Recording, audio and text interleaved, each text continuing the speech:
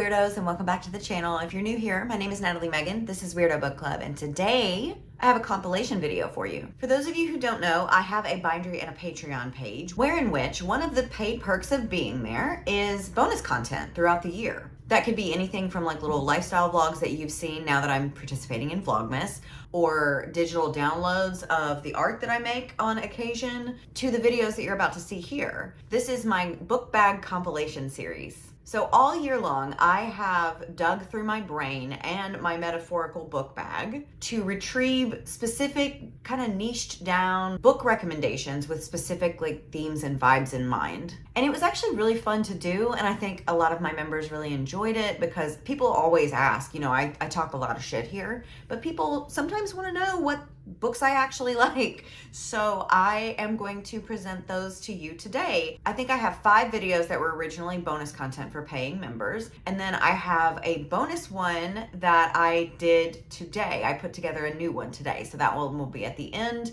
and a nice little gift for you, not only to, you know, pad your own TBR and make it even longer than it already is, but, you know, it's the holiday season. Maybe you're shopping for one of your friends and you know a weirdo with similar tastes to mine, and one of these lists is like something that you're looking for, and you can buy a book for them. If you do that, let me know which book and tell them Weirdo Book Club sent you. So the first video in this compilation is going to be magical reads. So enjoy that one, and I will be here when you get back and we'll talk about the next one. Today, I wanted to talk to you about some of the books that I've read that feel like magic. Now, what do I mean by magic? There's many different things. Like, it can be a literal magic, like witchcraft and spells and potions and stuff, or it can just be that feeling. I mean, I feel like reading in itself is its own form of magic. Some of these books made me feel like I was lying down in the hypoallergenic meadow of my dreams with the sun shining on me, but I had sunscreen on, so I was not in any danger. Bees are buzzing. The wind is blowing through the trees. I hear the rustle of the leaves, and I'm just at peace. And then you also have some books that make you feel like you're wandering through a dark, possibly haunted manor by candlelight, looking for secrets in every corridor. So we're gonna go from one extreme to the other, but all of these books that I'm gonna mention felt like magic when I read them. So I think the first book that ever did something like this for me, just invigorated my love of reading and felt like magic, was The Secret Garden. It's a classic. Young Mary Lennox, who had lost her entire family and had to move in with these relatives that she didn't really know, and the manor that she lived in was kind of spooky, and she was like weird and sallow and pale and just not doing well. And then she wanders out across the grounds and finds a wall with a locked door hiding a secret garden inside. A secret garden that is in desperate need of her kindness and care and attention. And when she and her little friends that she makes start taking care of this garden, the garden starts taking care of them.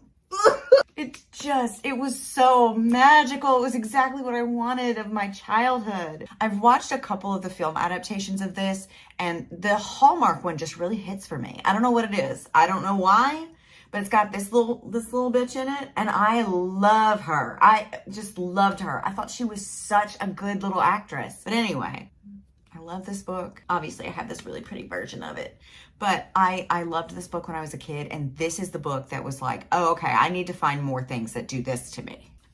Okay, of course. So the next book on this list should come as no surprise to anyone. I talk about this book pretty much any chance I get, and if you're waiting around for me to apologize for how much I talk about it, you're gonna be waiting a while, so don't hold your breath so hard you can't breathe. It's The Mercy of Thin Air by Ronald Domingue. Part historical fiction, part romance, part ghost story. And I love it. Of course I do. That's all my favorite things. So Rosie is a really spirited girl living in 1920s New Orleans, and her life is just on the precipice of starting. She's going to be a doctor. She has all these dreams. She's absolutely enamored with her great love, Andrew.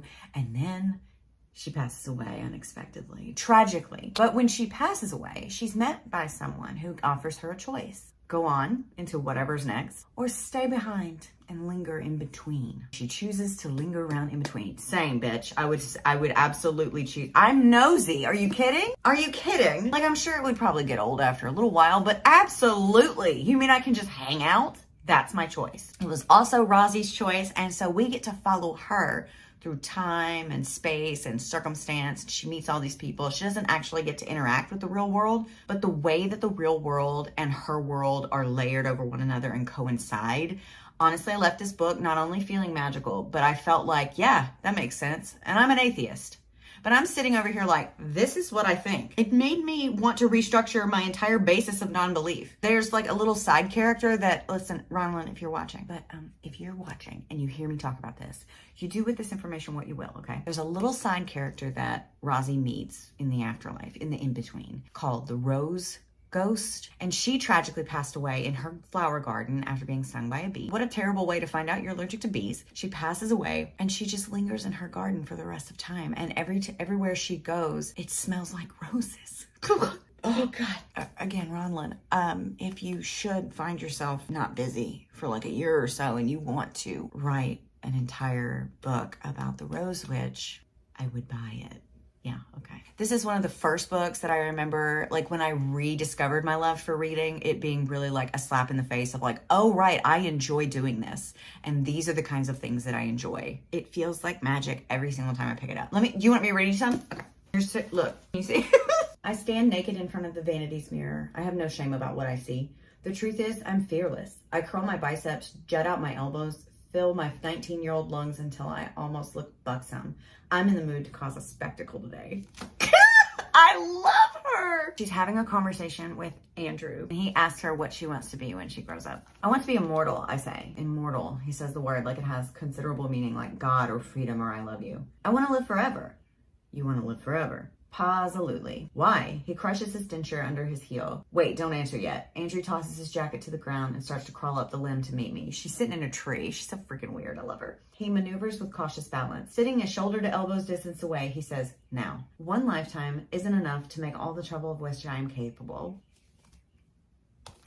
Anyway, I highly recommend this book. This is my favorite book. I have a couple others in different genres, but if you ask me just like what is my straightforward favorite book of all time, it's The Mercy of Thin Air by Ronald Domingue. I'll say it every time. I do not recommend the audiobook because it's abridged, so you end up missing out on a chunk of the story and as a result, the magic.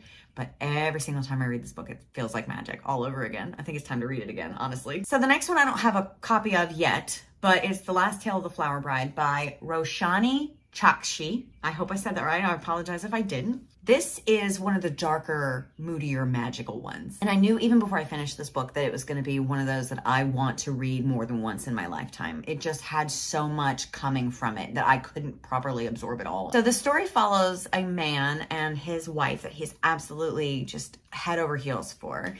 They got married under the condition that he would never pry into her past. He would not ask questions. He would not look into anything. And red flag, but you know, whatever, it's love. We do dumb things when you're in love. However, one of her relatives gets sick, so she and he have to return to her childhood home. And the longer they stay in the House of Dreams, as it's named, the more secrets start spilling out from seemingly the house itself. It's like the house is unveiling her secrets day by day. For every secret revealed, he has more questions than answers.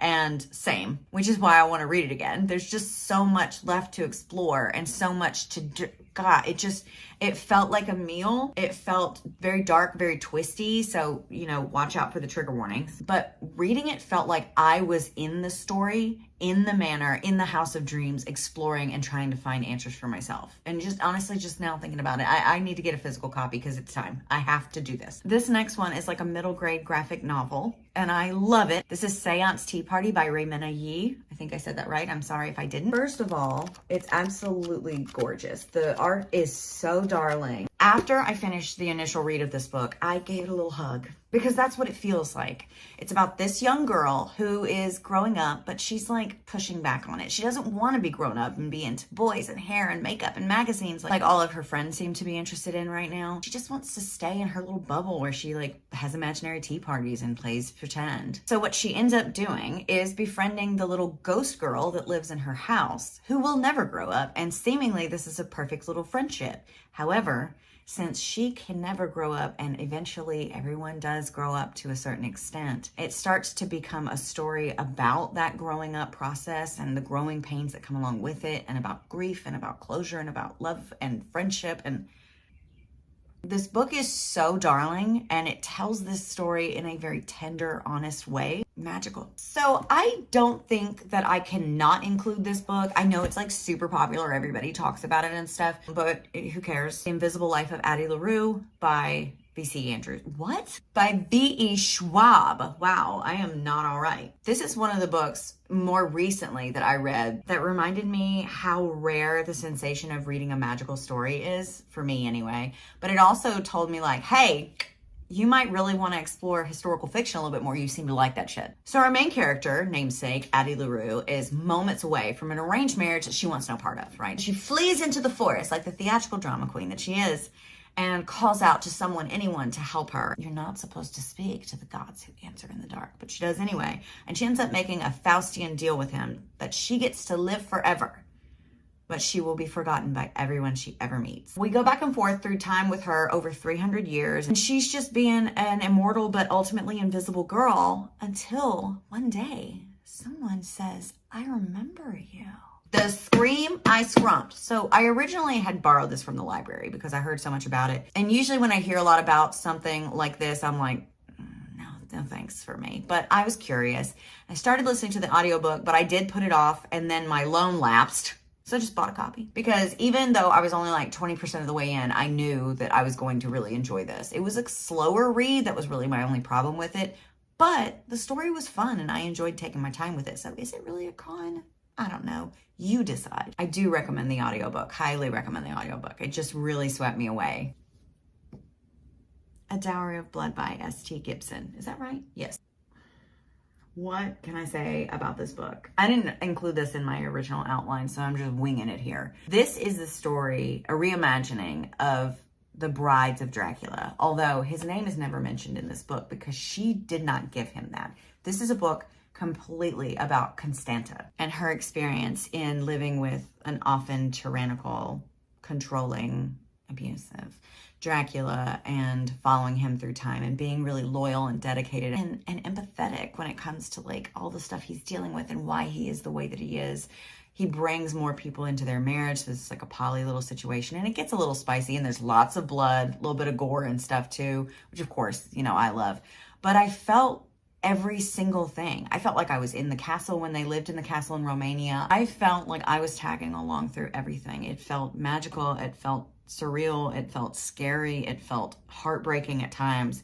And I read this with Hannah and her cousin Jen, and we were just eating this up. We were fed. It was a complete experience. I loved it. I think it was beautifully written. It's very gothic. Of course, it's a Dracula vampire book. You know I love vampires. And it's just, as soon as I finished it, I knew that I needed a physical copy for my shelf. And I want to go back through and annotate it and make my little notes. I just had such a good time with it. Tore through this book. Maybe a day and a half I read it. Could not put it down. And if that's not magic, I don't know what is. So this next one is a little weird for me to include because it's not so much the book as it is the time and place that led me to reading this book. So I originally downloaded it on my Kindle, I don't even know when, long ago, because I liked the cover.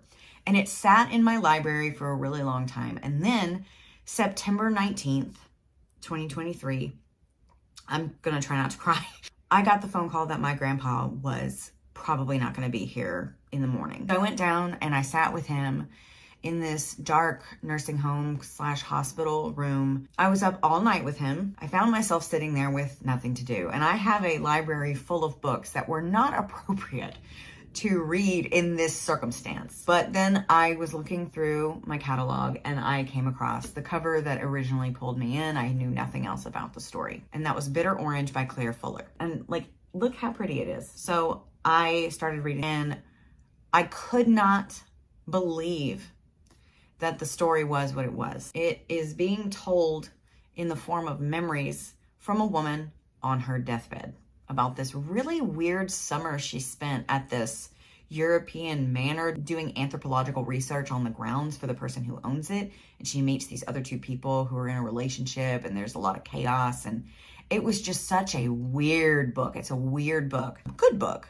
Moody, twisty, weird. But the reason this feels like magic, like I'm never going to be able to look at this, see this, reach for this ever again without being transported back to my last night with my grandpa. Ooh, I'm not all right. You don't always get a goodbye with people, especially not a good one. But we had a nice, peaceful last night together where I held his hand and I told him I loved him, and he very silently and peacefully slipped out in the night. And now this book is forever magical to me in its own way.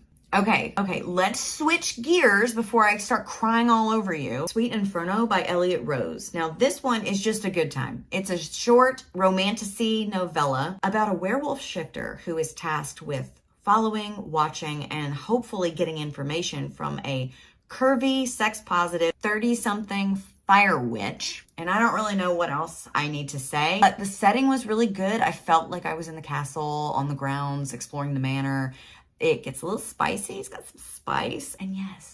And I don't read a lot of fantasy, but I can always get on board with a dark, moody castle setting. The main characters were really interesting on their own, but they also had good chemistry together, and that is key. I need everybody to be on the same page with me on this. But mostly, I just had a good time, and I was eager to continue the series and dive further into this world. Note that the rest of the series follows different characters, though these characters do make appearances in the series, I believe. It was disappointing for me because I really liked them, but I'm eager to see if I like the others too. I started the second book in the series, but I haven't gotten too far yet. So I'm interested to see if I like them as much as I like the first people. Still a good time, still a little magical. The Ghosts of Rose Hill by R.M. Romero. The most gorgeous cover I have freaking ever seen, first of all. This is a novel in verse, and it felt real and magical at the same time. It follows a young girl of immigrant parents who want her to seek a more stable career than the one she wants. She wants to be a musician.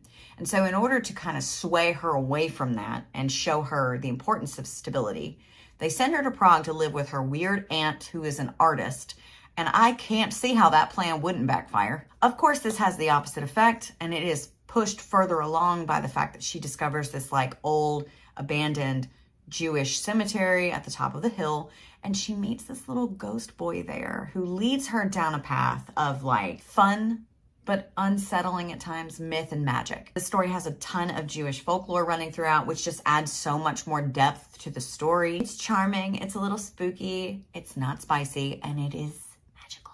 And the last book in the list is the book that made me inspired to make this list in the first place. I just read it. I got an early copy of it courtesy of Libro FM's ALC program. It's The Honey Witch. Hold on. Just shh, okay? Let me think. See, that's the thing about this book, though. I didn't think. And that is not something that I am familiar with. I am not the kind of person that turns their brain off when they read. It seems almost as if my brain is turned up. But this is one of those books, I was just along for the ride. Literally, it was so good. The Honey Witch is a sapphic romance witchy story following a 21-year-old weirdo oddball who finds out that she's a witch and is swept off to then live my cottagecore beekeeping witch dreams. There were a handful of things in this book that I had issue with upon like fully digesting it, which means like I had a week where all I thought about was this book, and I realized I did have some problems with it. But again, while reading it, throw that shit away. No one cares. It was only after the proverbial spell broke that I noticed that maybe there were some things that were wrong with it. But on the journey itself, I had no critiques, 5 stars, no notes. I was along for the ride, buckled in, ready to go. There is some spice in here that is not super explicit, but also had me like screaming. It was kind of hot. I don't know what to do. The relationships are cute, and the plot itself is a little bit predictable. It is, but I will say it again. Happily along for the ride. Magical. I need to get a copy. Yeah, absolutely. So let me show you the books one more time in case you want to take a screenshot or something. I don't know if I already said this, maybe I did, but if you have any books that make you feel this way, like you just fully feel immersed in a magical world, or there's magical characters, or there's magical realism, or there's witches, or there's just beautiful writing that transports you in a way that can only be described as magical, please leave them in the comments. I want to know what else I should read. I need more of this. I need more of this in my life, because otherwise I just might drown in all the bullshit I have to read.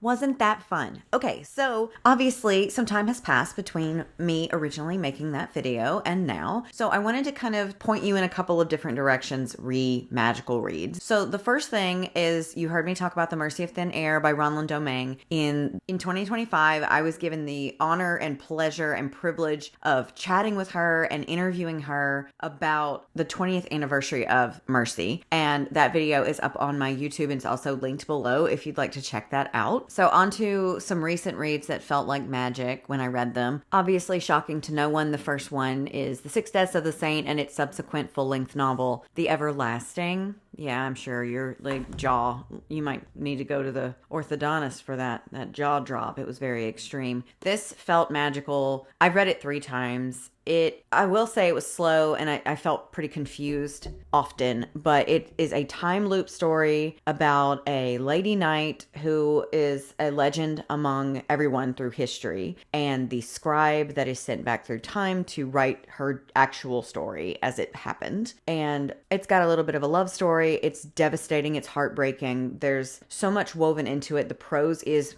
beautiful. It's just absolute magic through and through. I cry every time I read it. I cry when I think about it too long. So let's just put this away. And another one that felt like magic when I was reading it, and especially when I listened to it on audiobook, is The River Has Roots by Amal El Motar. I hope I said that right. I'm sorry if I didn't. This is a story of sisterhood, and it's got magic and fae, and it's a short one, so I'm not going to tell you anything else. Just know that it felt like magic to read. And the experience of interviewing Ronald Domingue about The Mercy of Thin Air, which has been a favorite book of mine for 20 years, also felt really magical, like an out-of-body experience. What a strange little path I found myself on. It felt so surreal, and I'm eternally thankful for that. So there you go. Those are the magical ones. Now let's move on to a not-so-magical video where we are discussing books that grossed me out. Brother, We're trusting the process or whatever. So today's video, I'm going to talk about some books that really grossed me out. And when I first made the list of all these books that I was going to talk about today, I had a couple of extreme horror novels on there. And I've decided to take them off because being grossed out is kind of like a requirement of extreme horror, I feel like. So if a book is an extreme horror, you can go ahead and know that it grossed me out. I don't really read a lot of extreme horror, maybe like 1 or 2 a year, but that stuff tends to stay with me. I've grown softer in my old age. Oh, I think my lipstick is ready to go now. Where is it? I'm such a sucker for things like this. Oh no, it came off in one piece. How nice. It's a little dark. Let me put some lip gloss on. Fine. It's fine. Whatever. Oh, I don't know. I'm not a beauty influencer, so I don't know if I said this already, but I got the color of the lip stain in mauve. It's literally how it's spelled. Leave me alone. I know it's mauve. So before we get started, I did want to say that I'm not putting any of my extreme horror reads on here. And while I say that, I know that extreme horror and horror itself, all of this stuff is subjective on like your tolerance level and what you like and what you can enjoy without it just completely obliterating you. Like for some people, some of the books that I'm going to include would be extreme horror for them, but they're just horror for me. And so I'm going to make a whole other list of extreme horror novels that I actually enjoyed. Like, can you enjoy it? But anyway, but for now, I'm just going to stick within like horror, like just general horror, and maybe even some thriller. I don't know. We'll see when we get there. And some books in those genres that just really had me doing some somersaults, stomach-wise. Flip flop. Oh, and another thing to remember is that I'm not recommending these necessarily. Some of them are, but if you hear me talk about these books and hear me say that they are absolutely disgusting and you decide to chance it, that's on you. Okay? I'm not actually recommending these. I'm just talking. Okay? A bitch likes to talk. God forbid a girl likes to talk. So we're going to start with one that you may have seen on other lists. It's Ghost Eaters by Clay McLeod Chapman. Now, this is a horror novel about a group of friends that is just being swallowed by their grief. And everybody processes differently, but one of the main members of their group, toxic as he was, died, and they're sad about it, and so they start taking drugs to see him, a specific type of drug. It's like some sort of weird new drug called Ghost, and it will let you see behind the veil and see and speak to people that you've lost, which I get it. I love when a horror novel can navigate grief in such a way,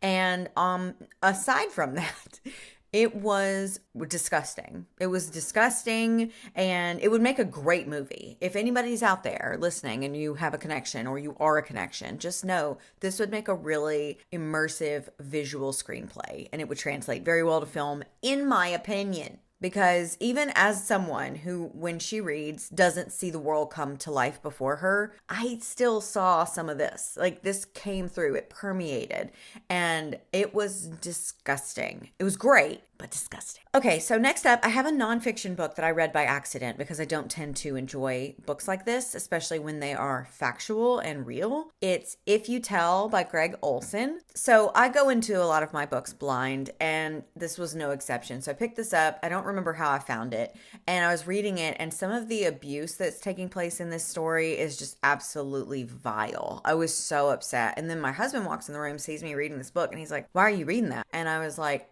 because it's a book. And he was like, "Yeah, but it's a nonfiction book." And I was like, "Oh, okay." So then it got grosser because I knew that this stuff had actually happened to someone. And it was just, it hurts me. I've grown soft in my old age. And I know what you're thinking because my friend Kate already said it. Like, this is you softened. And I'm like, yes. Yes, it is. I physically recoiled several times when reading this book, and I just saw it through because I was already almost finished. But there was a lot of child abuse in this book, unaliving. I mean, you name it, this woman did all of it, and it was so terrible, and she kept getting away with it. It was just, I don't enjoy reading things like that, even though Greg Olson did a great job of telling the story and highlighting the victims' voices and letting them share their experiences and, you know, talk about the fear of when their mother gets out of prison. Because again, this is a real thing that happened to these people. I just don't like reading things like this because it just makes me feel sad. And I'm already sad. But on top of feeling sad, I felt really disgusted. This was a really, really, really rough book. Okay, the next one on the list is You by Carolyn Kepnes. Now, if you don't know, there is also a Netflix series with a new season coming out. I think it's the final season, starring Penn Badgley, who you may know from Gossip Girl. This is a thriller novel written entirely in second person, and it follows a man named Joel Goldberg who becomes obsessed with a woman named Guinevere Beck. And you are in his head the whole time as he is stalking and doing all of these other unspeakable things, and just his inner monologue of how he talks about this girl, what kind of things he wants to do with this girl, the kind of just the words that he uses sometimes.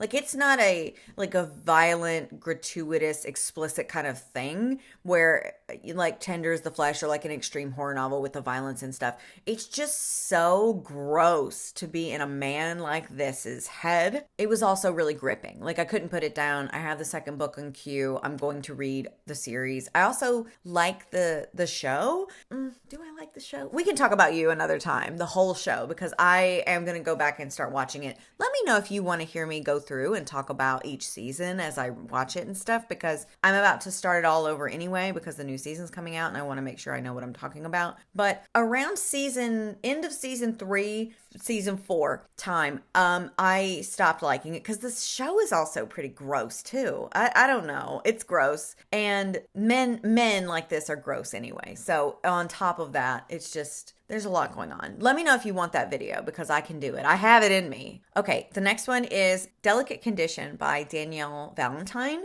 I actually have an early copy of another book by her called The Dead Husband's Cookbook, and we'll talk about that in a little bit. But for now, let's stick with Delicate Condition. Delicate Condition is about a woman who is with child. She is breathing new life into the world, right? And, that's usually such a magical time for idiots that have never done it before, or people who just got lucky and had a good pregnancy.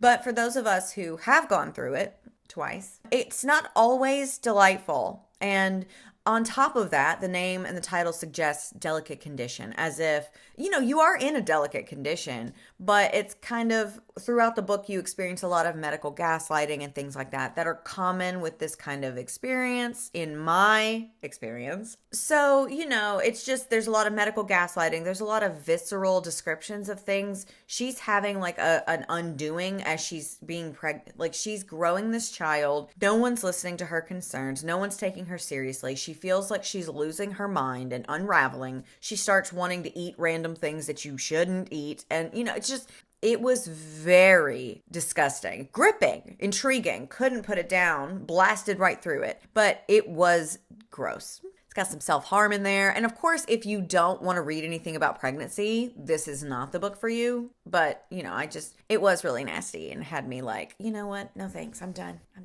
We have Earthlings by Sayaka Murata. I have done a review on this on my podcast if you want to go and listen to it. I gave it 3 stars, but it was really nasty. And it was nasty in several different ways. It was nasty because of the cannibalism. It was nasty because of the child abuse, which is on page and detailed. So look the fuck out for that. And it's very much like an unraveling of someone's mental state because of the abuse and the societal pressure to conform to what's expected of you and all these other things. But it was very gross. And I know that I had a comment from somebody that was like, it's really weird that a weirdo book club that likes weird things doesn't like this weird thing. I gave it 3 stars. I need you to pipe down, 1. And 2, I have another podcast episode about how reading is subjective, and that includes weirdness. Because just because I like weird stuff doesn't mean I like every single weird thing. Think for once, please, I beg. Tender is the flesh. I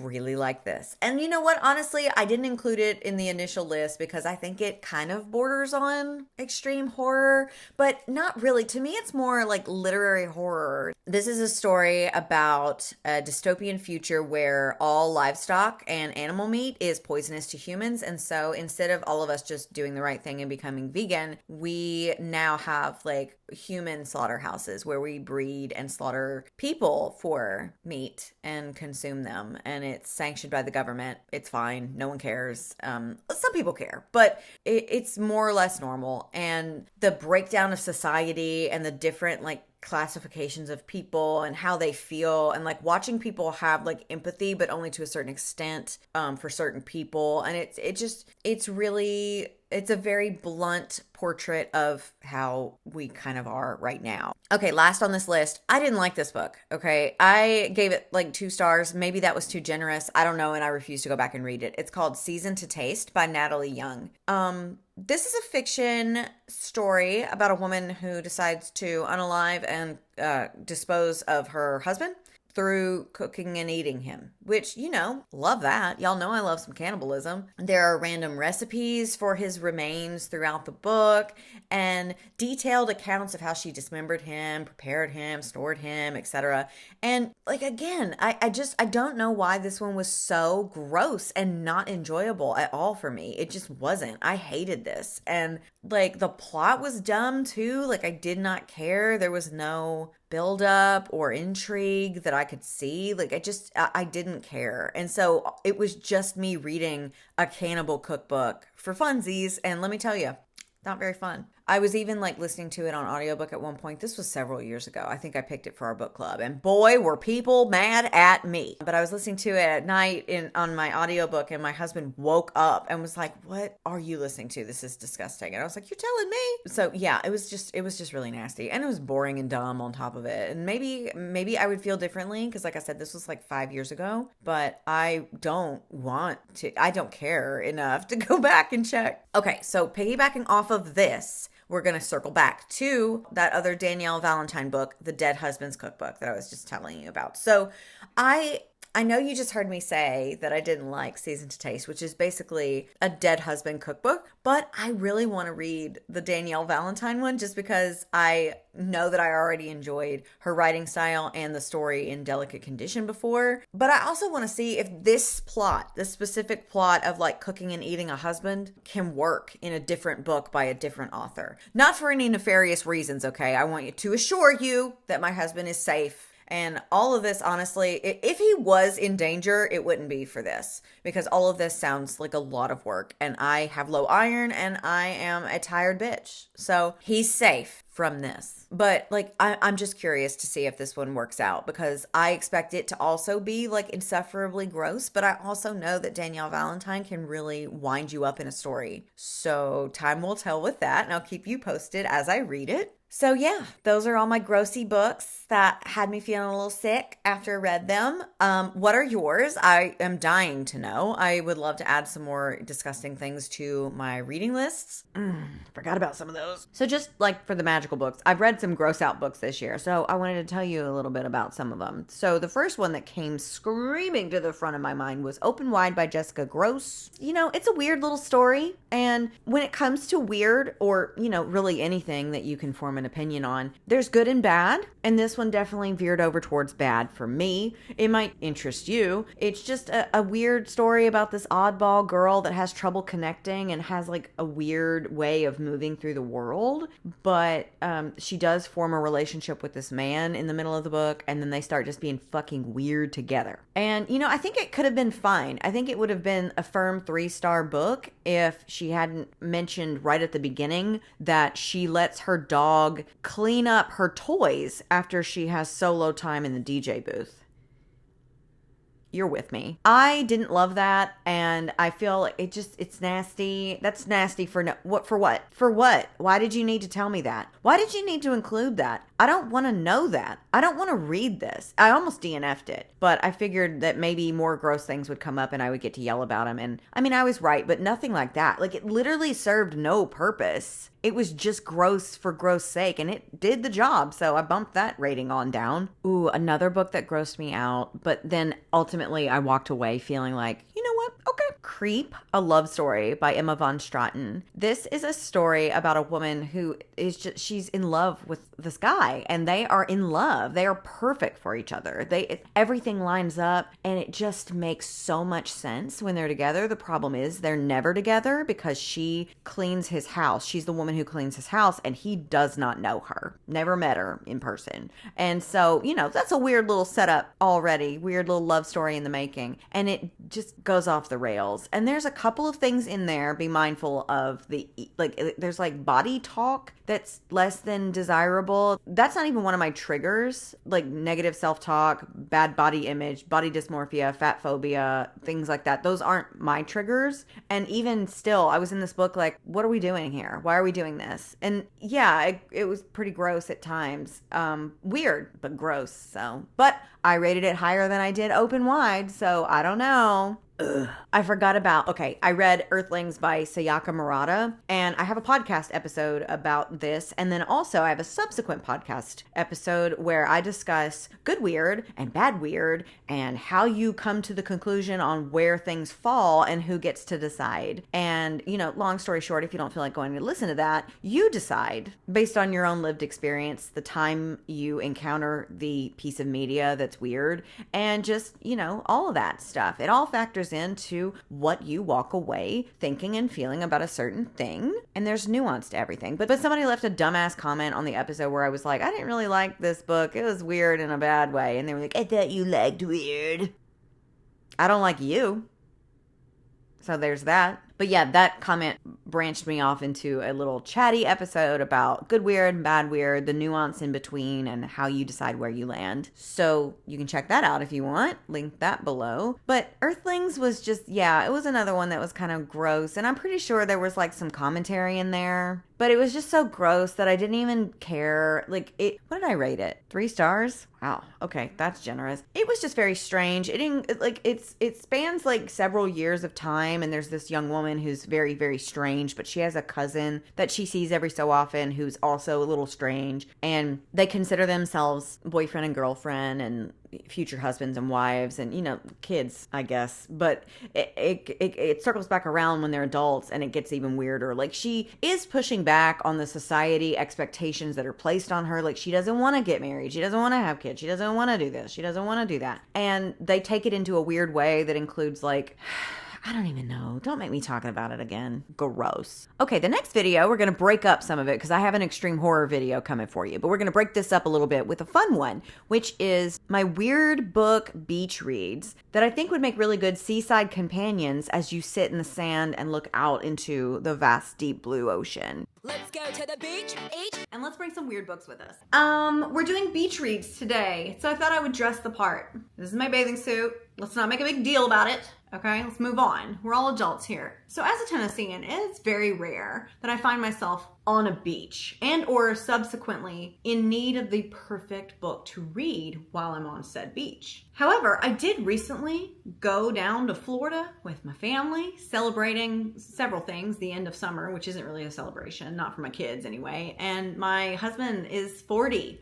Can you believe how did that happen? But anyway, we were at the beach and I found myself in search of the perfect book to enjoy seaside, Gulf side, Gulf of Mexico adjacent. So I started making a list. I love a list. So I started making this list. And now I want you to know that before we get started, when I say beach read, I don't mean like the cliche rom-com, Henry, Jimenez, Jenkins Reid, Hoover, etc. Okay? I'm not hating on any of this. No hate to these authors, except for maybe Hoover. I just want a little something more to sink my teeth into. I want it to be weird. I want it to be a page turner. I want it to go quick. I want it to be great. And only made greater by my proximity to a body of water as I lounge in the sun with the proper SPF. So here are a few of the books that I either enjoyed while I was at the beach or hope to one day enjoy on a beach of some kind. Don't worry, I'm not going to give you any spoilers. These are just my thoughts on them and why I think they make a good beach read for weirdos like us. So first up, we have Jurassic Park by Michael Crichton. Aside from this being a modern classic sci-fi horror novel that launched 1,000 movies, the entire story is set on a tropical island with dinosaurs, right? Perfect for the beach. A few of the first chapters even take place on a beach. Talk about a perfect blood-soaked, chaos-filled dinosaurs re-entering the ecosystem and making it everyone's problem of a beach read. Did read this one on my trip and it was incredible. Incredible. It only added to like hearing the waves and the way that Michael Crichton wrote. He's a long-winded motherfucker. May he rest. It's not a default bad thing to be wordy. Hello, you've met me. But like the way he describes, like for instance, the way the dinosaurs smelled. I've watched Jurassic Parks multiple times in my lifetime, but I never stopped to think about how they smell. And the way he described that, among other things, was just so immersive. It was so good. And it's already a thing that I like. So it's perfect for the beach. Next up, we have Breathe In, Bleed Out by Brian McCauley. Now, this is a newer find for me. I'm actually reading it as part of the Camp NetGalley thing, so I picked it up. And it takes place nowhere near a beach, but in a weird way, it kind of makes it perfect. So a group of friends go on this healing journey to the tune of a wooey desert retreat, complete with like sound baths and saunas and murder ? The fact that it reads quickly and feels like a slasher movie only adds to the bingeability, making it a great book to enjoy at the beach. This is another one that I actually read while I was there, and it was perfect. Next, we have Whale Fall by Daniel Krauss. I have not read this yet. However, this is a horror novel about a man with daddy issues who descends into the ocean in search of his estranged late father's remains so that, you know, he can kind of assuage some of his guilt and sadness, whatever, you know, lots of feelings, but is swallowed by a whale in the process. It deals with themes of family and grief, but you can't tell me this wouldn't be a good one to crack open a few feet away from the ocean. And like I said, I haven't read it yet, but I have borrowed it from the library because while I was at the beach, I was like, oh my God, this would be the perfect thing to read on the beach. I don't know if it is, I'm just saying. That's how my mind works. Ooh, okay, Into the Drowning Deep by Mira Grant. This is a sci-fi horror novel about a young woman who goes onto this ship that is looking for mermaids in the Mariana Trench. And I have read this one, so I know that it is so spooky, eerie. Something about water-based horror in general is just really scary, even as someone who's like landlocked except for the Mississippi River. It's extra scary when you read it at the beach. Next, we have A Ship of Bones and Teeth by Karina Halley. I have not read this one yet, but it is downloaded into my Kindle. This is a standalone, dark, pirate, romantic-y retelling of The Little Mermaid. And again, I haven't read it yet, but it does sound kind of perfect, doesn't it? Like for the beach. I have read from Karina Halley before. I've read her Dracula duet. It was pretty fun, actually. So like, and you know how I feel about vampires. They fit every situation. It's always a good time for a vampire. So maybe do that one. But I thought a more apt recommendation would have been A Ship of Bones and Teeth for this specific list. Another one I haven't read yet, but I think I would love to read on a beach is Bloodlust by Absinthe. And if Absinthe sounds, you're like, oh, I've heard that name before. Where have I heard that name? They're the author who penned the great American novel Mean One, which is a spicy Grinch erotic horror novel. Now, I don't want to read that at the beach. I don't want to read that anywhere. Even though it was really fun, it's a one and done for me. But they have this shark jaws kind of erotic horror thing called Bloodlust, and why wouldn't you read it at the beach? If not there, where? If not now, when? Okay, I know I said no cliches allowed, but Book Lovers by Emily Henry, I had to put it on the list. I really like this book. This was the first Emily Henry that I ever read, and I felt like it was really good. Like there was like a Gilmore Girls vibe, a theme of sisterhood. There were sisters. There was like a creative business rivals to lovers kind of thing. And it's just, I don't know, it was good. And I feel like it would be even better in a beach chair with a little drinky drink. Actually, I didn't have any drinky drinks, like adult drinky drinks on the beach. I had a Diet Coke with lime and a ramshackle charcuterie board, which consisted of prosciutto wrapped cheese and little travel pickles. And I was living. That was like a core memory that I'll never forget. Eating pickles on the beach. Now, we spoke briefly of vampires, but not enough if you ask me. And I know that they can't like go out in the sunlight or whatever, but I brought an umbrella. So, Carmilla and Lara by S.D. Semper. This is a sapphic, spicy retelling of the classic vampire story Carmilla. I'm sure you could have guessed. And I have it downloaded, and I did read a couple of chapters on the beach, and it is on Kindle Unlimited, and it so far has me interested, but there's not a vampire retelling or a vampire in general or a Carmilla specific retelling that I won't gobble up like a feral cat in search of a meal. Lesbian vampires deserve to be enjoyed at the beach. I do not make the rules. I do, actually. It's my channel. I make the rules here. Also, honorable mention, Hungerstone by Kat Dunn. Now, I didn't put this in the actual list, but now that I'm thinking about it, it's also a Carmilla retelling, and I have read this one, and it's great. Oh my god, it's slow, and it's like vibey, and it's gay, and all the things that I like. But, you know, like I said, bingeability is really big for me when I'm at the beach, so I don't really necessarily want a slow kind of thing. I want to go. Carmilla and Laura is a novella, so and from just the little bit that I did read, it goes faster than Hungerstone. So I think Hungerstone's a good honorable mention for Carmilla and Laura, but both would be fun on the beach. I cannot deny. Oh my god, another one. The Har by David Sodergren.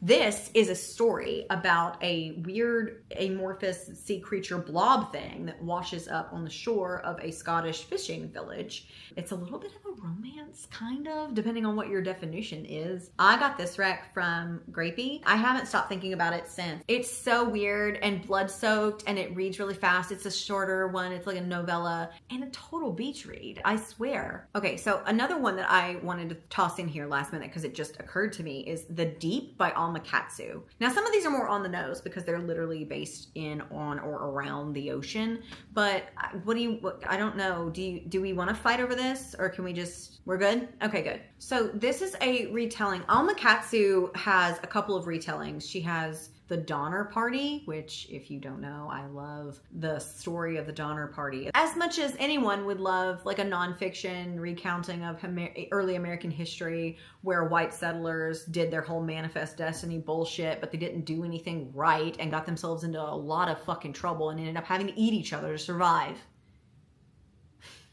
Wow, am I okay? Anyway, The Deep is about someone haunting the Titanic. But there's this woman named Annie who survives, and she then goes on to serve on a hospital ship as a nurse, and she comes across a man that she could have sworn died on the Titanic. And so it's like haunting and spooky and horrific and all that other stuff. And it's based on the water. It's an ocean story, scary nonsense. What am I talking about? I'm so tired. I need to go back to the beach. I like Alma Katsu's work, and I haven't read The Deep yet, but I really, really want to. Maybe I need to make another beach trip just so I can read all the books on this list. Last but not least, I wanted to throw in a nonfiction here, and I looked for one that was like ocean based, but I couldn't really find one. Plus, I don't think I want to know about all the stuff that's going on in the ocean while my children are playing in it. So I'm going to zoom out, and I'm going to recommend Lady Killers by Tori Telfer. So to round out my weird little list, I tossed this one in. It's historical and a tasteful. in my opinion, recounting of the lives and crimes of female serial killers through time. Tori Telfler does true crime the way you're supposed to. Like, I know a lot of true crime can be a slippery slope. It's very exploitive. It's not respectful to the victims, and all that stuff. I understand that. And I try to avoid that at all costs, especially as a person who was like up to her neck in true crime before people started having that discourse about like, should we really be doing this? You know, as far as all that goes, I do feel like Telfler did a really good job here. From her choice to only include people who committed crimes 50 plus years ago to kind of like lower the damage done to victims. There's not a lot of victims that are still alive, so like damage control in that area, but she was also really good at conveying the stories, and she had a very present authorial tone that didn't take away or overshadow the stories that she was telling and the victims and the women and the lives that they led and all this stuff. I just felt like it was done really well, very tastefully. So if you are a true crime person and you want to enjoy it respectfully, tastefully, tactfully, I feel like Lady Killers by Tori Telfler is a great way to do that. On the beach or anywhere really, but this is a beach list. Can't you tell? I'm in my swimsuit and my pajamas because we're not getting sunburned here, okay? Okay, that's my list. What books are you taking, okay? Ring, ring. Hi, it's Natalie. We're going to the beach. Bring 3 books. What books are you grabbing and why? Tell me below in the comments. I'd love to hear it.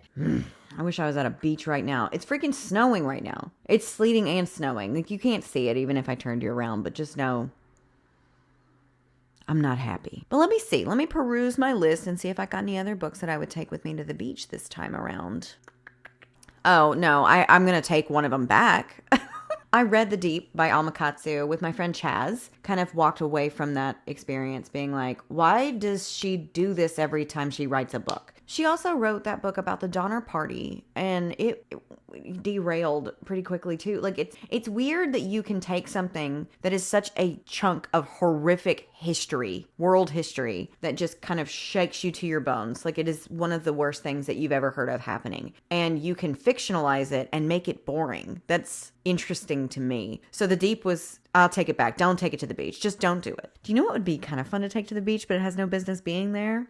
Blood on Her Tongue by Johanna von Veen. This is a book about a woman, sisters, really. There's a pair of sisters. One of them is married and she lives on this grand estate with her husband, and they find a body in the bog that's on the grounds, and it kind of really messes up that sister. And so she calls on her sister to come there and be with her, or the husband does. I don't remember the specifics, but it read really fast. It was very gripping, very gross. There's some eye stuff in there, so look out. But it was so good. I would read this on the beach any day. Please take me to the beach right now and we can read it together. Come pick me up. Okay, so we're going back in for nasty, okay? Nasty things abound.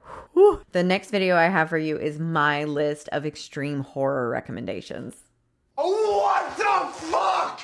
What the fuck is wrong with you? This video here is going to be extreme horror books that I actually liked. So that's exciting. Now, just full disclosure, I'm not going to give you any spoilers or anything like that. I'm just going to go through and talk about these books, what I thought of them, and why I recommend them, and give you like a little overview of the synopsis, summary, whatever. So I like to think that I have thick skin and a tough stomach, right? For the most part. And I believe that that is true sometimes. However, it was not true when I read these books. I was struggling. So before we jump in, I know that I said that these are books that I do recommend, but these are not like, I can't just give these recommendations to anybody. If I like walk down the street, which I do, and someone stops me and asks me if I like to read, which has happened, and then they're like, well, what do you like to read? What should I read? I wouldn't do this. Not this. I would not give these out just freely. Like, no. No. You know, I'd be like, oh, Emily Henry. You know, kind of, no. I'm not trying to hurt someone or ruin your day. And you have to be interested in extreme horror in order to derive any sort of enjoyment from these kinds of things. And the difference between extreme horror and horror, from my understanding, is just like the gore factor, the gratuitous violence, the body horror, the nasty things that go on. They just push all of the boundaries far beyond their limits, you know? So I can't just toss these randomly out as a recommendation, you know? And if you do hear me talk about these books and you come back and you're like, I can't believe you recommended, I didn't. I'm not. I shan't. I haven't. I won't. I will not. I do want to say too that I don't necessarily think I'm I'm not a fan of extreme horror, but I'm the kind of fan that can only do like maybe 1 or 2 of these a year. I can't just continuously download content like this into my brain because it starts to affect me. And we could have a whole conversation about this. We could have a discourse about like desensitization when it comes to the kinds of things that you read and how it does actually lower your tolerance for things like this. And that's not always a good thing.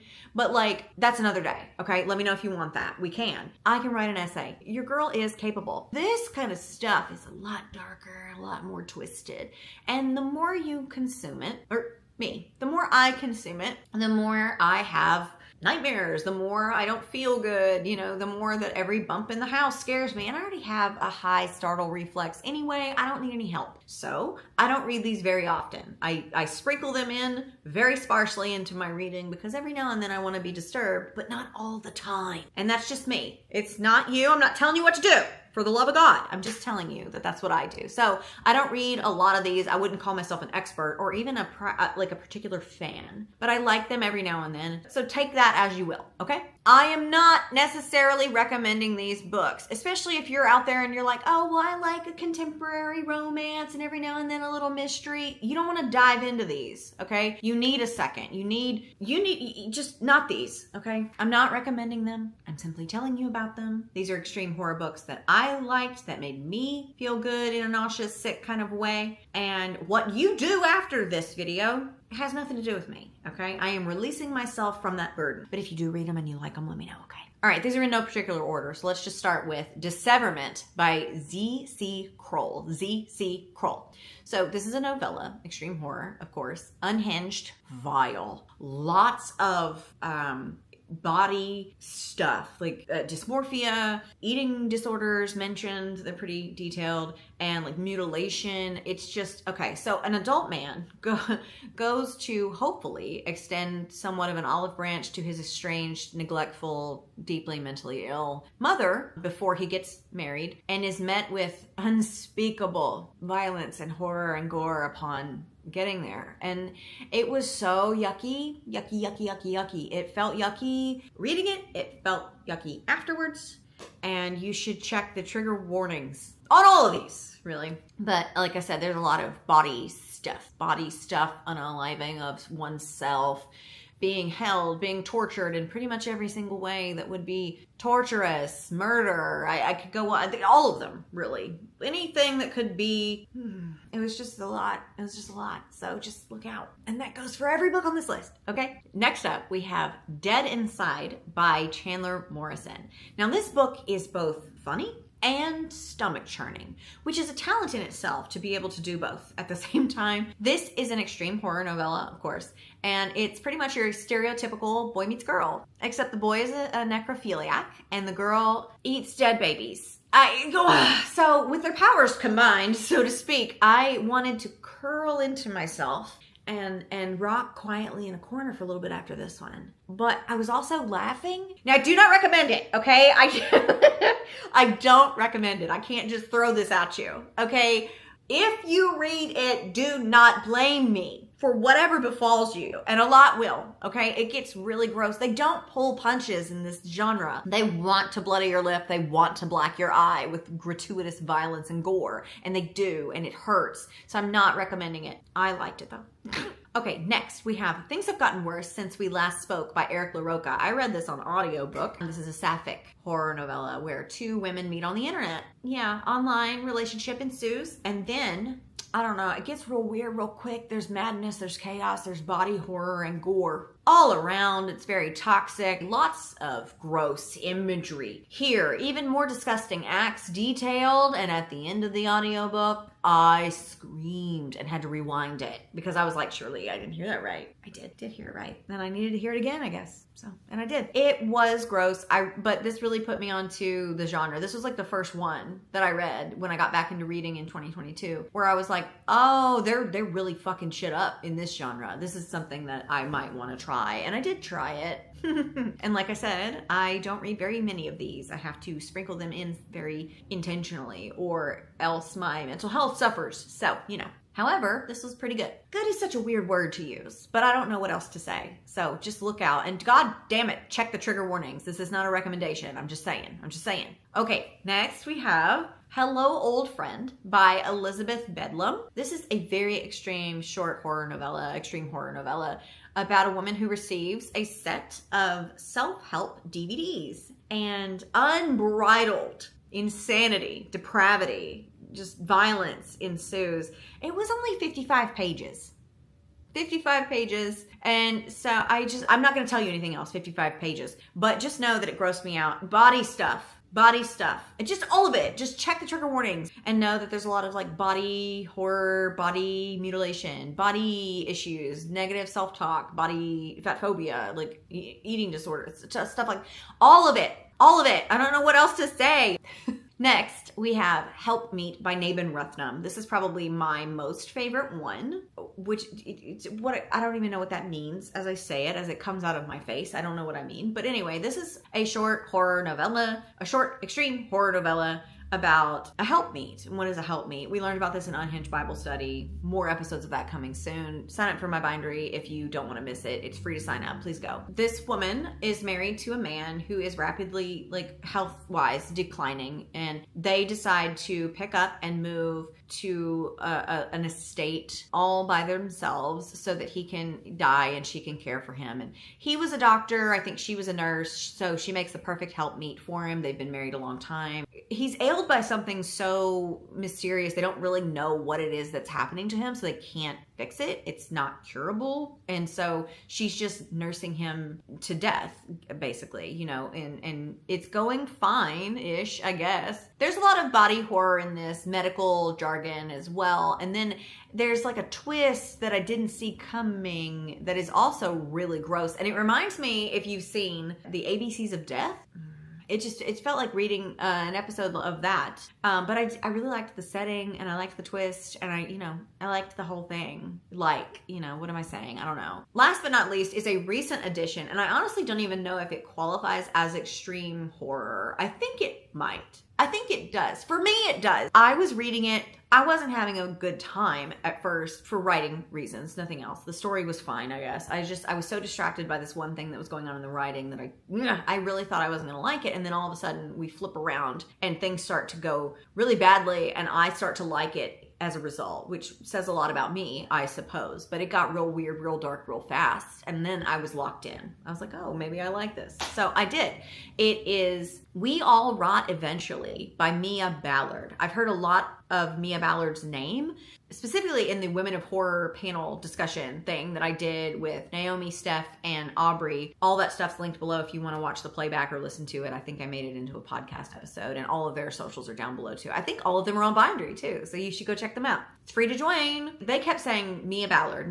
They were talking about her novel Shy Girl and her novel Sugar. I think those two. Those are full novels. This is a novella, and I think it's extreme. A little extreme. It's definitely horror. It's a little extreme. And it's about a young woman living in LA, and she wants to be a star, and it's not going well. And then her career does actually start to go well as other things start to go really, really, really badly. There's a lot of like feminine rage in here, violence and unaliving and gratuitous details around those things. There's some pretty messed up stuff that's done. So like I was like 60 or 70% in before all the stuff started to really implode and I started to have a good time. I'm such a weird person. But anyway, I was about 70% in when it started to really pop off, and it was pretty gross and violent in a way that I wasn't anticipating. I'd never read anything by Mia Ballard before, so I didn't know what to expect. And it was, I started out thinking that this was going to be like a 2-star read, and I think it's like closer to 4, like 3.5. I don't know. But maybe give it a shot. Of all of them, I do think that the Mia Ballard one, We All Rot Eventually, is a better entry into extreme horror. Another good entry, honorable mention, into extreme horror, I think, is Tender is the Flesh. That might not even be an entry. What am I talking about? That was pretty vicious. Tender is the Flesh. I can't believe I didn't talk about it. So let's talk about Tender is the Flesh. Tender is the Flesh by Augustina Bastrica. I think I'm saying that right. I'm probably not. I'm sorry. It's a translated work. It's extreme horror. It's a dystopian, and we're in the future in a world where all of the animals, the livestock, all of that have become toxic to human beings, so we can't eat them anymore. And instead of just, I don't know, making lab created substitutes or being vegan, what we've done instead, and by we I mean the government, is that now cannibalism is legal and there's like slaughterhouses for humans. And yeah, so reading that book the first time, I read it like 3 years ago. I loved it. I thought it was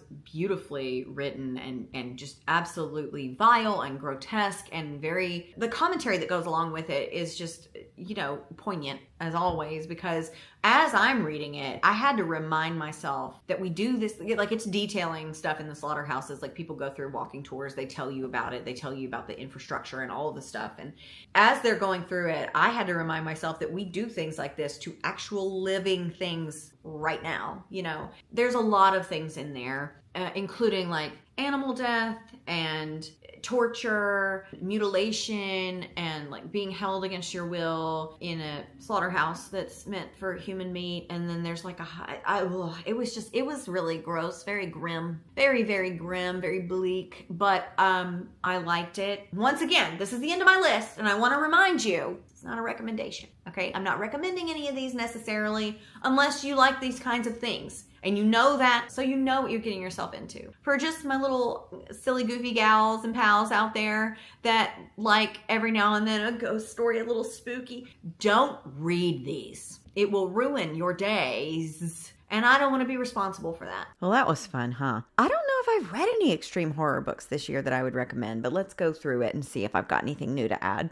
No, I haven't really read a lot of extreme horror this year. Who knows why? Probably because that stuff affects me. I read At Dark, I Become Loathsome by Eric LaRocca, and Things Have Gotten Worse Since We Last Spoke was on the list, but I liked Things Have Gotten Worse Since We Last Spoke. I didn't really love At Dark, I Become Loathsome, but maybe you would. But no, I haven't really read a lot this year of extreme horror. Maybe I need to fix that before the year's over. Leave your recs below. Okay, the next video I have for you is my Roman Empire books that I have not stopped thinking about since I read them. They just linger, they grip and they don't let go. So enjoy those. Rolling back to you. Today we're doing books that I haven't stopped thinking about since I read them. So let's get started. The first one is Comfort Me with Apples. This dark fantasy novella haunts me at every turn. This is more or less the story of a woman who is living the perfect life with her perfect husband in her perfect house. Or is she? I don't like to give away a lot when I talk about novellas, so I'm just going to leave it at that, and I think you should read it. I adore it, and obviously I still think about it all the time. That's why it's on this list. Next, we have Bloom by Delilah S. Dawson. This is a sapphic horror novella that I loved so much, I made it mandatory reading for Weirdo Book Club, the book club. We read it together. A lot of people had some thoughts about it, but I really like it overall, and I think about it all the time. Hence the inclusion in the list. And even though, like, my biggest thing with it, and it's not even a complaint really, it's just an observation, is that it was a little predictable. Like, I knew where we were going. I saw where we were going the whole time. But then the ending happened, and I couldn't have predicted that. It was horrifying. And yeah, it hasn't left my mind since. Next is What My Bones Know by Stephanie Fu. This is a memoir about healing from complex trauma from the point of view of an Asian American. And it's so honest, bold. I felt so seen while I was reading this book. I cried when I was reading this book. Some of the quotes are still circling around in my mind daily. She's obviously upset.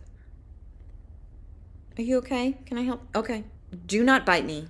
She's in such a cute phase. I wish you guys could see it all the time. Anyway, it's an incredible look at how trauma can affect you long term and, pun intended, stay with you long after the event is over. Next is an all-time favorite book of mine. It's historical, it's ethereal, it has a little bit of spooky, supernatural ghosts in it, and it also is just the right amount of weird. We have The Mercy of Thin Air, who, by chance, turns 20 this year. Oh, happy birthday! It's my, it's so close to my personhood. I feel like if you Google this book, my face should pop up with how much I talk about it. Hi from the void, or from this version of me. I just wanted to pop in and let you know that thing I just said about Googling the book and my face popping up, that's actually something that's true now. Again, how weird is this crazy little thing we call life? Okay, let's get back to it. And I talk about it so much because I literally think about it all the time. I read it for the first time when I was about 18 or 19. I reread it a couple years ago. I reread it every now and then.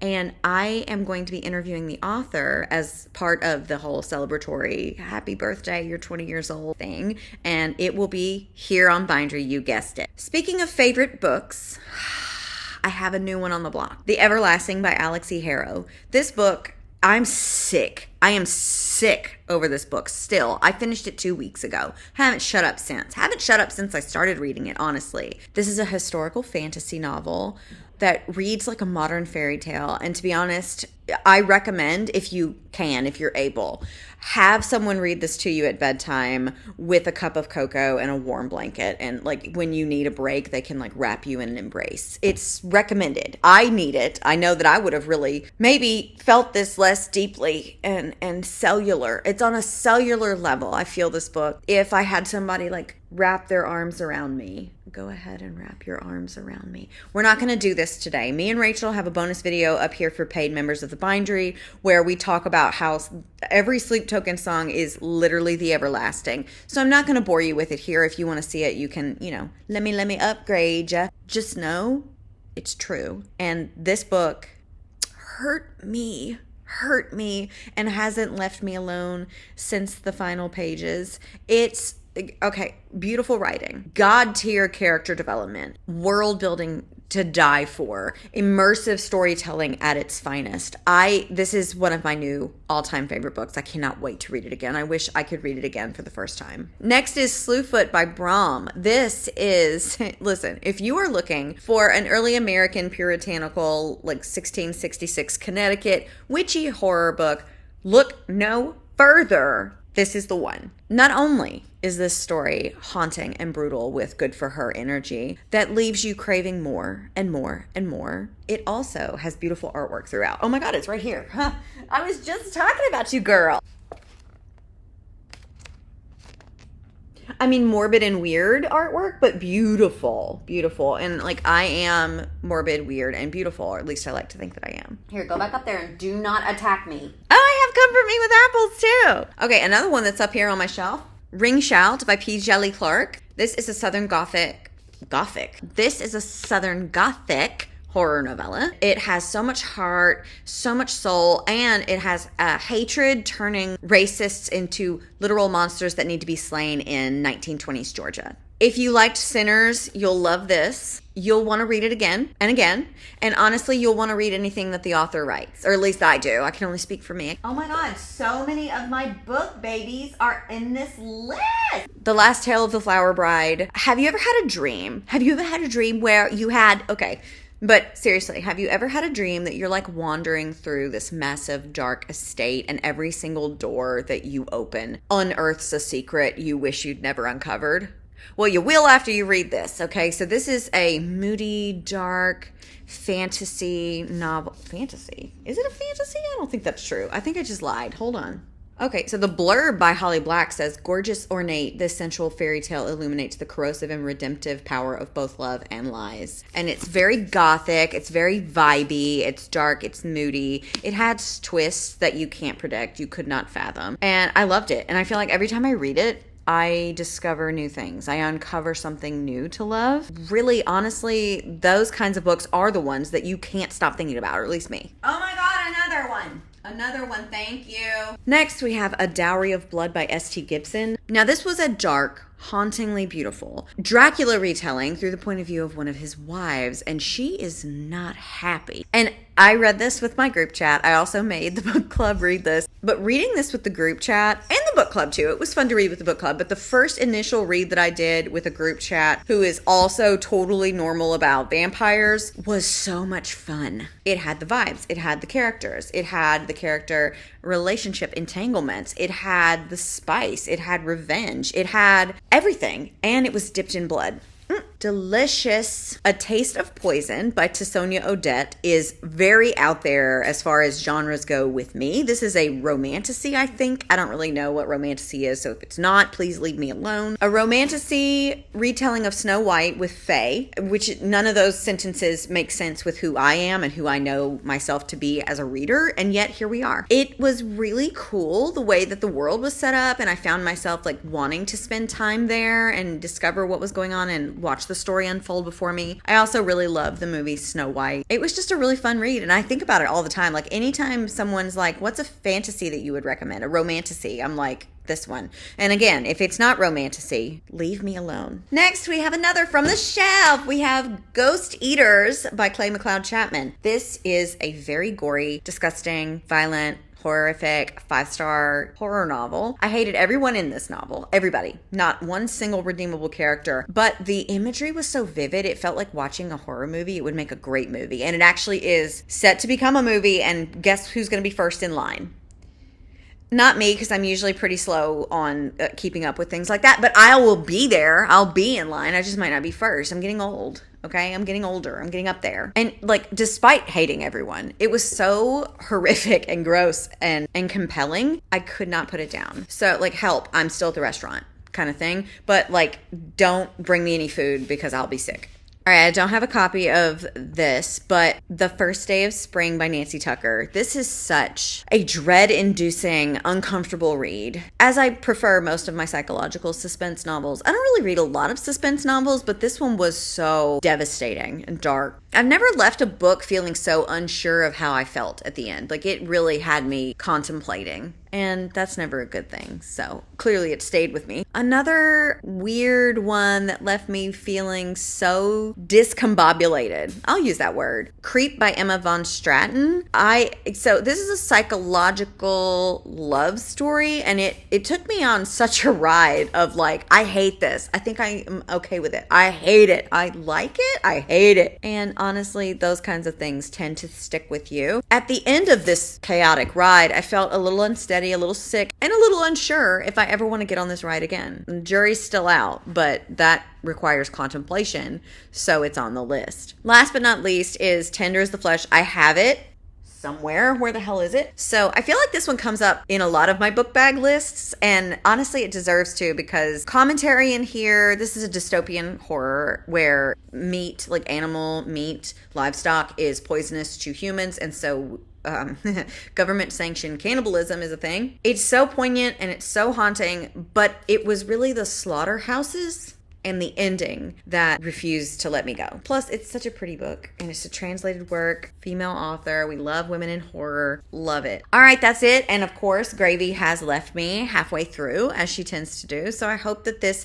video is okay. And again, if you have quality issues, please bring them up to Gravy. She is to blame for the quality, so take that up with her whenever you see her. And I hope you like this list. Leave your books that just you never stop thinking about, or you still randomly will pop into your head to this day, even if you read them like several years ago. Leave them in the comments so that we can talk about it. Okay, those are all of my pre-recorded, pre-released on Bindery and Patreon videos in my book bag series. I did have a couple of books that I wanted to talk about that I read that are now new Roman Empire books. If I have any, let me check. Oh, you know what? I do. Pounded by Produce by G.M. Ferry. I haven't stopped thinking about this since I read it, and I'm pretty sure I'm going to make my book club read it with me. This is a veggie love tale, as the cover would suggest. It's sentient object, but it also has like an actual relationship at the core, a throuple, the boys kiss, and it's set on a parish. And so there's priests. There's hot priests. And vegetables. I mean, what else do you need besides hot priests and vegetables? The River Has Roots is another one that I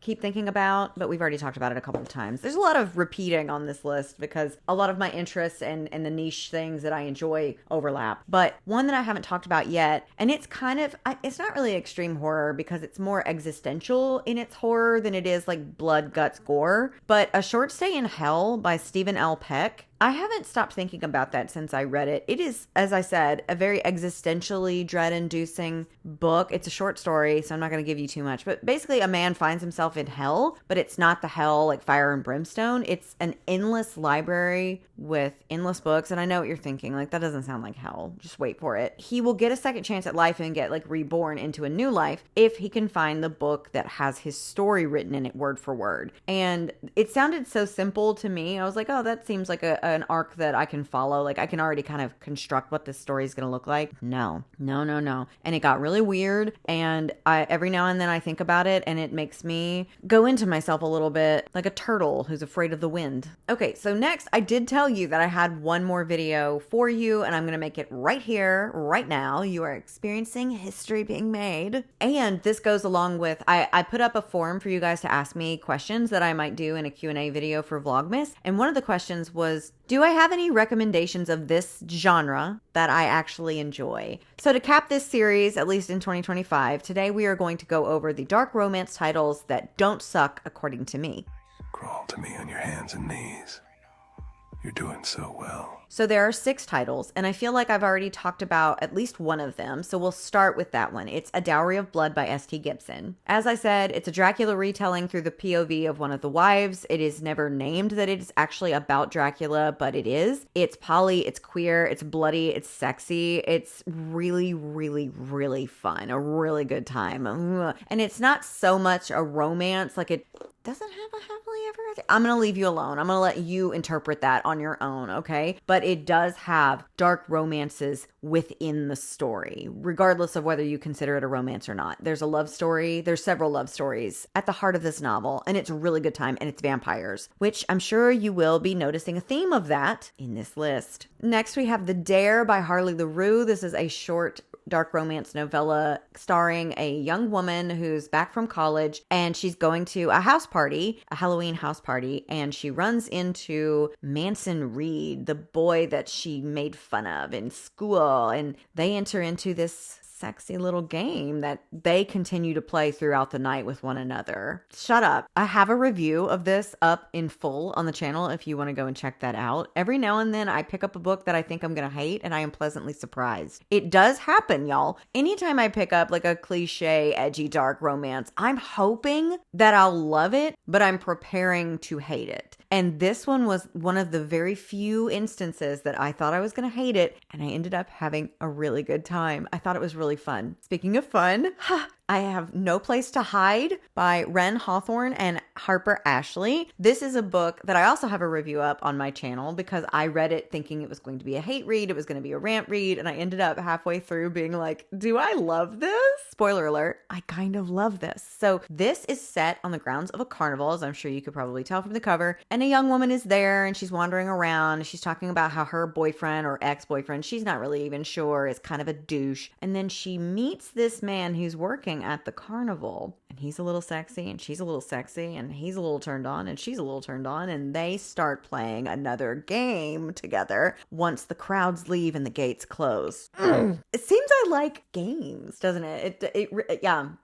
I'll tell you what. It's another short one, and it is very cheese, and I will admit that. But I like that the characters have an obvious connection. Like, it's not just he saw her, she belonged to him now, rah, you know? And there's consent, and he's like checking in with her. He's noticing like cues that she's giving off, and he talks her through some stuff. I liked it, okay? Next, we have The Wanderers by Nikki Robb. I think this is a book in a series. I'm not sure. I haven't continued the series if that is the case, but maybe I should, because now that I'm thinking about this, it was a silly, goofy, fun time. It's got vampires. I don't have it word for word, but the dedication reads in a sort something to the effect of, for everyone who wanted Bella to get it on with all of the cousins. Cousins? What? Who let Kay Webster in here? For those of you who wanted Bella to get it on with all of the Cullens. And so that's kind of the whole setup of this, and it's queer. obviously. In the same realm, we have Blood Orange by Karina Halley, inspired by the classic Count Dracula, and it's got a vampire hunter as the female main character, and it's told in dual POVs, I believe that it is. It's been a while since I read it. It's one of the books that I featured in my Dark Romance Diary series. Actually, so is The Wanderers. I forgot about that. So if you go on my page and you find the playlist, like go under the playlist tab, it should be there, like my Dark Romance Diaries. I need to pick that back up again because that was a lot of fun. But anyway, so Blood Orange, first of all, love the cover, love it. And it's a duet, a Dracula duet. And the female main character is a vampire hunter, and the male main character obviously is a vampire / Dracula. I really enjoyed my time with this book. I really liked watching the characters like connect and grow closer. There was like some scenes in a dungeon club kind of thing, and so that was kind of fun. The ending, I don't know what to say about it without giving anything away. I'm going to leave you alone. I'm going to leave it there. I'm going to just tell you that it was a really fun time of a book, and the ending had me feeling some kind of way, but until you read it, you won't know what kind of way. Next, I've already talked about this, I think, on a video. I think it's in my Sleep Token video. Yeah, it's Queen Takes Nights by Jolie Sue Burkhart. So this is an MFM vampire romance throuple with plenty of blood and a plot that wasn't hollow. Like, I was really interested in the plot and seeing what took shape along the way. Aside from, the really hot, bloody, sexy scenes with everybody all having a good time. I also really appreciated the inclusion of menstruation. Okay, it's a vampire book. I don't know why other people don't include more about it. Like, it just makes so much sense to me. Like, it's a very present thing in most people who have uteruses lives that they menstruate. And how would that work alongside vampires? You tell me. Please, I'm begging you to tell me. So there's a theme here. There's two themes. One is playful games where everybody is on the same page and consenting to said game. And the other page is vampires. And the purpose of my Dark Romance Diary series when I started it was to find my particular kind of flavor. So I feel like we're starting to see some things take shape here. It feels really validating when your hard work starts to pay off, While we're still here, I wanted to let you know that I'm going to also be doing a compilation video of the movie reviews that I've done on the channel. Most of them have been Bindery or Patreon exclusives, so you may not have seen them yet. If you're on my Bindery or Patreon, you will have seen them. But I'm going to make it fun, and I'm going to add some new things into the compilation, just like I did with this one. But before I leave you here on my Dark Romance titles that don't suck list, this is not a book. It is a movie. And I feel like I could make my own movie Dark Romance recommendations list, but another time. Maybe we'll do that in the compilation with the movie reviews. But I need to tell you that Dracula, A Love Tale, I think about it all the time. I wish that I didn't. I really wish that I didn't. I wish that I could break out of this because it's so weird. And just in the theme of the vampires, why am I crying? Just in the theme of vampires, since we're on that subject anyway, I wanted to bring it up one more time. I did review the movie. It's in a video. It's a Bindery exclusive for now, but it will be coming in Vlogmas form in a compilation like this. And it has spoilers, so just look out for that. But if you don't want to watch that one and you don't want them spoiled, let me just tell you that it is weird. It's a long movie. It's a weird movie. And since you guys are here and you mostly pay attention to my weird videos that are 2+ hours long, I feel like I'm already piquing your interest. And it is a Dracula retelling, a Dracula reimagining, but more focused on his love story that he has with this woman named Elisabetta. And the Dracula character in this movie is played by Caleb Landry Jones, who is the kind of medium ugly that really works for me. And I had such a good time watching this. I've watched it a few times now. I can't wait for it to release in the US. I think it's coming out in February. But if you don't want to wait, there are a bunch of clips of it all over TikTok, or at least they are on my For You page. Okie dokie. I think that is plenty of time and books and titles and things for you to roll around and chew on and think about. Lots of niches, lots of different themes when it comes to my book bag lists. Let me know in the comments if you have a niche list that you want me to try to do. It can be broad in the sense of like, I want romances. What fantasy novels would you recommend as someone who doesn't read fantasy? Or it can be something super niche down, like books with a blue cover that you feel speak to your 7-year-old self. I don't know if I'll have anything, but it can't hurt to drop them in the comments and just see what I can come up with, if I can come up with anything. It might be fun. Thank you for watching this. Happy Vlogmas, everyone. I hope you're having fun with this. I can't believe that I've done so consistently well with putting these things out. I'm pretty impressed. This is one of the longer videos. I think it has a longer runtime. It's over an hour. And so what I think I'm going to do for the duration of Vlogmas is have like the shorter videos Monday, Tuesday, Wednesday, Thursday, because you know, it's during the work week. Maybe you don't feel like you have enough attention span to give to a longer video. And then on Friday, for those of you who are here for my long form content, you get a little treat in the form of one of the longer vlogs / videos. So yeah, if you have anything else that you would like to say to me, leave them in the comments below. There's a lot less activity on these videos because they're not like my heavy hitters. So I get to see more of the comments. So say hi, like the video, subscribe to the channel if you enjoyed yourself and want to stick around so you don't miss anything. Please consider joining my Bindery or my Patreon. They are both free to join and you get Discord access when you do. For those of you who can fit me into your budget and would like to monetarily support the work that I do on this channel, just to kind of be like, hey, I appreciate what you're doing. Here's a couple bucks. You can sign up for a paid membership and you get perks like this year round, but you don't have to. You can just sign up for free and it means a lot to me and it doesn't cost anything. Again, thanks for being here. This was really fun. I will see you tomorrow. I love you. You don't have to say it back. Bye.